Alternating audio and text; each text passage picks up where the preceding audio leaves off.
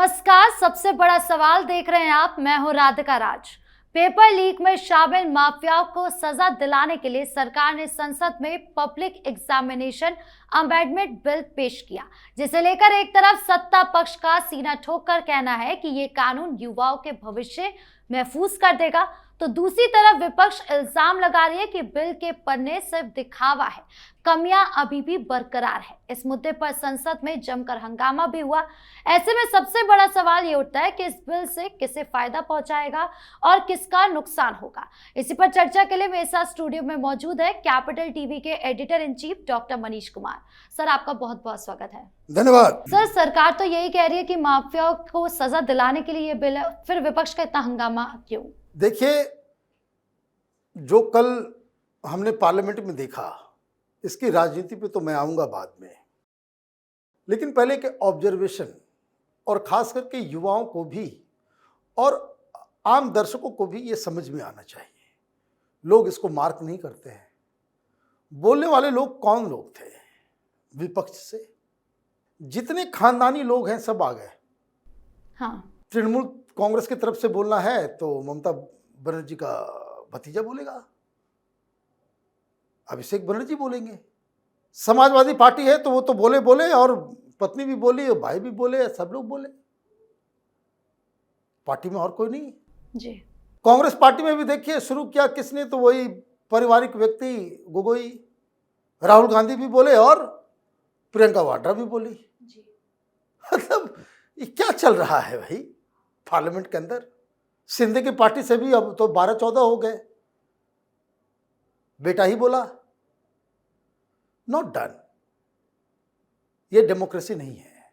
ये पारिवारिक जो है फैमिली इंटरप्राइजेस बना करके ये कमफ्लाज किए हुए। शरद पवार की बेटी भी बोल रही है। क्यों? 8-8 लोग हैं आपके पास, कोई दूसरा नहीं बोल सकता? और ये लोग चिकनी चुपड़ी बातें करेंगे, बताएंगे हम डेमोक्रेसी के लिए, संविधान के, तो पारिवारिक धंधा लगाए हुए ये लोग। तो युवाओं को, जेनजीज को ये समझ में आना चाहिए ये क्या है। राजनीति के नाम पे तुम लोगों ने अपने परिवार का एक धंधा खोल रखा है। This is not done. ये हिंदुस्तान को आगे लेकर के नहीं जाएगा। अब वापस आते हैं मुद्दों के ऊपर। जिस दिन प्रधानमंत्री मोदी ने कहा कि वो एक बिल लेकर के आने वाले हैं, अगर ये लोग सिंसियर होते, अभी जो घरियाली आंसू कल लोगों ने बहाया, चाहे वो डिंपल यादव हो, चाहे वो प्रियंका वाड्रा, बहुत कष्ट हुआ छात्रों को। आपकी वाणी और आपके बर्ताव ये तो मेल ही नहीं खा रहा। प्रधानमंत्री ने जैसे ही कहा कि हम एक कानून लेकर के आएंगे, leader of opposition should have come up कि अभी 2 बजे रात में संसद को बुलाइए। अरे जिस देश में आतंकवादियों के लिए सुप्रीम कोर्ट 2 बजे रात में खुल सकता है, तो इन छात्रों के लिए, पेपर लीक के लिए, शिक्षा में सुधार के लिए 2 बजे रात में पार्लियामेंट नहीं खुल सकता क्या? They could have demanded that. लेकिन क्या हुआ? 3 दिन बर्बाद किया इन लोगों ने। रोज हंगामा, रोज हंगामा। अमित शाह बोले, प्रधानमंत्री माफी मांगे, पहले इस्तीफा दो तब होगा। क्यों? इस्तीफा देने या ना देने से कोई फर्क पड़ा क्या? उल्टा पड़ा।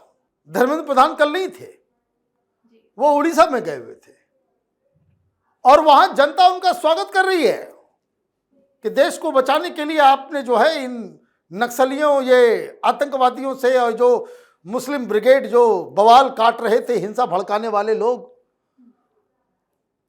उससे देश को आपने बचा लिया इस्तीफा देकर के।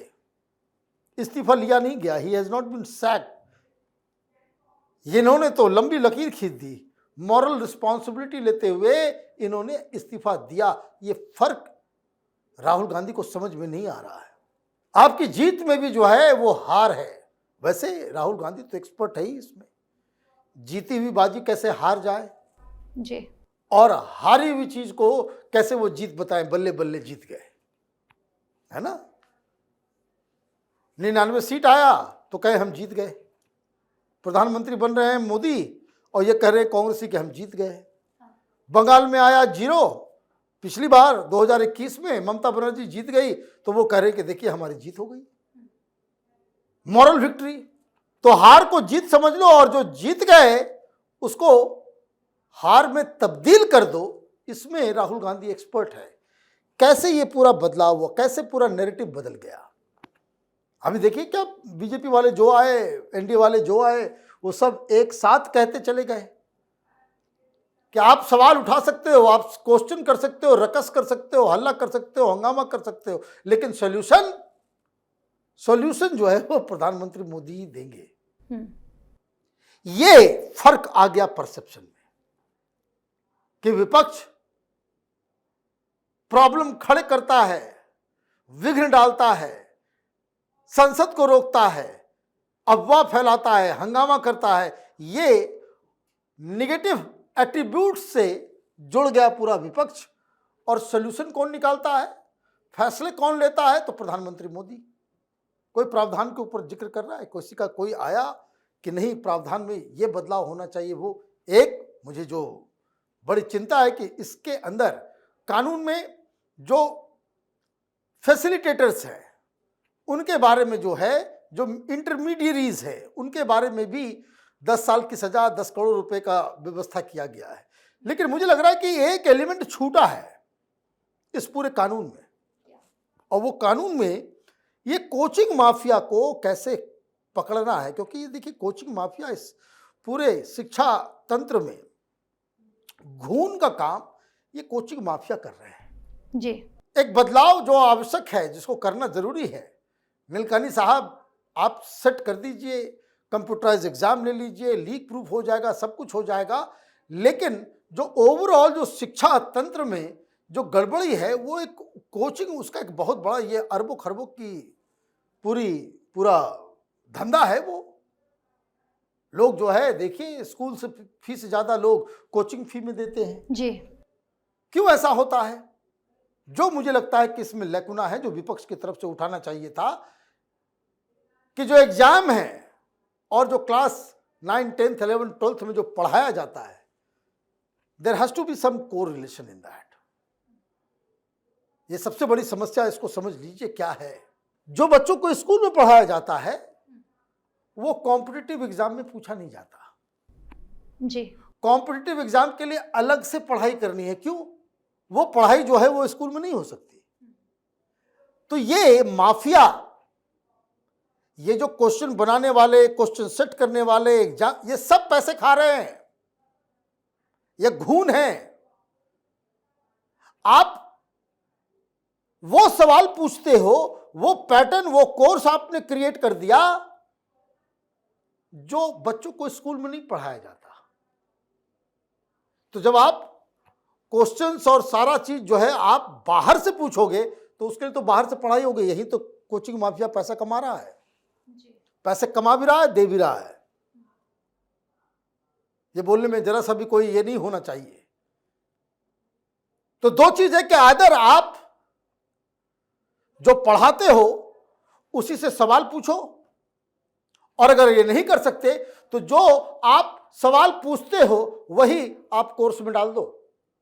ये डबल डबल क्यों है? जिसको आईआईटी का एग्जाम देना होता है, मालूम चलता है कि स्कूल में वो सीरियस नहीं, वो आईआईटी की तैयारी के लिए अलग पढ़ाई है, और क्लास 12th में जो है फिजिक्स, केमिस्ट्री, मैथ्स है वो अलग है। तो ये सिस्टम का एक बहुत बड़ा लैकुना है जिसको खत्म करना चाहिए। और जब तक आप इसे खत्म नहीं करोगे तब तक आप ये कानून बना लो, ये कर लो, वो कर लो, ये पूरा का पूरा सिस्टम जो है वो, अब होता क्या है कि भाई आप पूरा का पूरा फल की टोकरी है, उसमें सड़ा हुआ आम है, तो आपने क्या किया कि कुछ आम को निकाल लिया, कुछ सड़े हुए आम को छोड़ दिया, कोई फर्क नहीं पड़ता, फिर सब सड़ जाएंगे उसके अंदर। सर, तो इस कानून का सबसे ज्यादा फायदा किसे और नुकसान किसको? देखिए, फायदा तो सीधे सीधे ये है कि जो छात्रों को जो लीक जो होता था, जो लोग इस पूरे सिस्टम को खराब करने में जुटे हुए थे, उनको डर लगेगा। 6 महीने के अंदर फास्ट ट्रैक कोर्ट के अंदर, नॉन बेलेबल धाराओं के अंदर पूरी सुनवाई होगी, 10 साल की सजा होगी, 10 करोड़ रुपए देने होंगे, और सबसे बड़ी चीज इस कानून के तहत ये होने जा रहा है कि बेगुनाही के सबूत आपको देने होंगे। जी। अभी क्या हुआ, 47 लोगों को पकड़ा, सब सीबीआई का भी जो पुराना केस था, कोर्ट के अंदर जो वो उस तरह के सबूत नहीं मिल पाए। भाई पढ़े लिखे लोग हैं ना, ये सभी तो मिटा देंगे, फिर क्या करेंगे आप ये समझिए कि लिंक से जुड़ा हुआ है ना, किसी ने पेपर लीक किया तो वो थोड़ी लीक कर रहा है वहां से, वो चेन है, उसको मालूम नहीं कि किसने एग्जाम सेट किया, पेपर सेट किया, किसके पास से कहां से ये लीक हुआ। तो वो 4-5 हाथों होते हुए उसके पास पहुंच रहा है, जो फाइनली स्टूडेंट्स को दे रहा है। बीच में एक आदमी को मार दीजिए, खत्म कर दीजिए, लिंक खत्म, मामला खत्म, फिर वो पता ही नहीं चल पाएगा मास्टरमाइंड कौन है। तो ये जो है, इस सजा से, इस प्रावधान से बहुत लगाम लगेगा और एग्जाम के पूरे तरीके को, कंडक्ट करने के तरीके को जो बदलने की जो कोशिश है, अगले साल से वो नीट का एग्जाम भी कंप्यूटराइज होगा, तो ये राहत तो मिलेगी। जो सबसे बड़ा फायदा होगा वो हमारे बच्चों को होगा, स्टूडेंट्स को होने जा रहा है। जी, इस मुद्दे पर जानकारी देने के लिए आपका बहुत बहुत धन्यवाद। धन्यवाद। तो साफ है कि छात्रों के भविष्य, उनकी उम्मीदों और देश की शिक्षा व्यवस्था से जुड़े इस बेहद अहम मुद्दे पर सियासत पूरी तरह गर्मा गई है। अब देखना यह वाकई दिलचस्प होगा कि इस नए बिल के लागू होने के बाद जमीन पर हालात कितने बदलते हैं और राजनीतिक दलों को इसका चुनावी मैदान में क्या नफा नुकसान मिलता है। आपके इस पूरे मामले को लेकर क्या राय है, कमेंट बॉक्स में जरूर बताएं। वीडियो को लाइक करें, शेयर करें और चैनल को सब्सक्राइब करना ना भूलें। धन्यवाद।